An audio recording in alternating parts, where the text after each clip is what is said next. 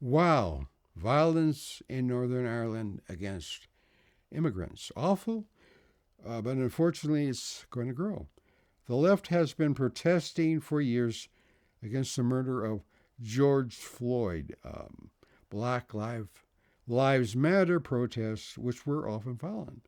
For example, St. John's Church in Washington was partially burned.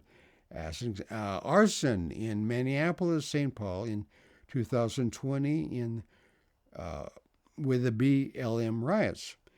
Now the right-wing protests are growing and right-wing causes are more legitimized. For example, there is a growing resentment toward the RNA COVID vaccine, and Senator Ron Johnson of Wisconsin has had Senate hearings denouncing the vaccine, saying data has shown it has caused myocarditis and cancer to some vaccine recipients. He is asking for all federal RNA research and funding to be terminated. The Surgeon General of Florida wanted to stop the vaccination of people with RNA vaccine a long time ago. Hell, this itself could lead to protests. There's growing antipathy toward Sharia law among non-Muslims because of its bias against women. All sorts of examples. Men can divorce very easily in Muslim countries, but whereas women really almost impossible to divorce their husbands. There's a prejudice against Christianity and Judaism, which is baked into Islam, with the Quran having statements of violence against non-Muslims, called infidels. Sure, there is prejudice in Christianity against non-Christians, but it's nowhere near as stark as prejudice in Islam against non-Muslims. What's happening in Northern Ireland is reprehensible, but there's a growing feeling that too many immigrants, or at any rate a great many, arriving in the U.S., Sweden, Germany, UK, from largely Muslim countries, Pakistan, Egypt, Iraq, seem to be hostile to Western ideas of free speech, tolerance of other religions, respect for women.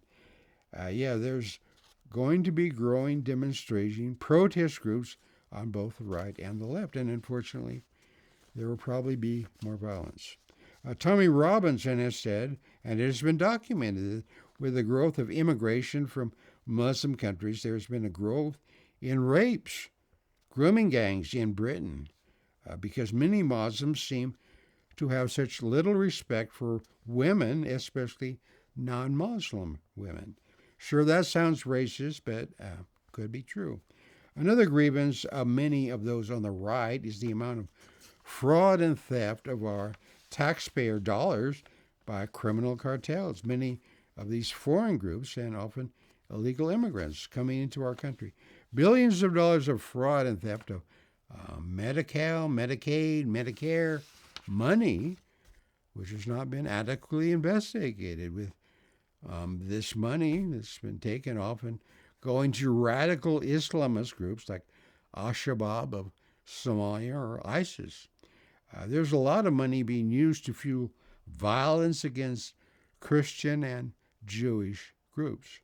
There's much hatred of Christians and Christianity in the Middle East. It's 90,000 or about Christians have been murdered in Nigeria alone since 2000. 18,000 Christian churches have been burned down in Nigeria. I do think Islam may be facing a possibility of declining numbers around the world because of the antipathy toward it by women, with things such as genital mutilation, women being forced to remain in their homes wearing hijabs covering all their body, including having to wear masks. I think there will be a general revulsion toward all this, which will continue until Islam cleans up its act. I think there will simply be a disregard for certain statements in the Quran regarding infidels. There are statements in the Bible which are disregarded. The South in the United States, during all the years when they had slaves, were strong Christians.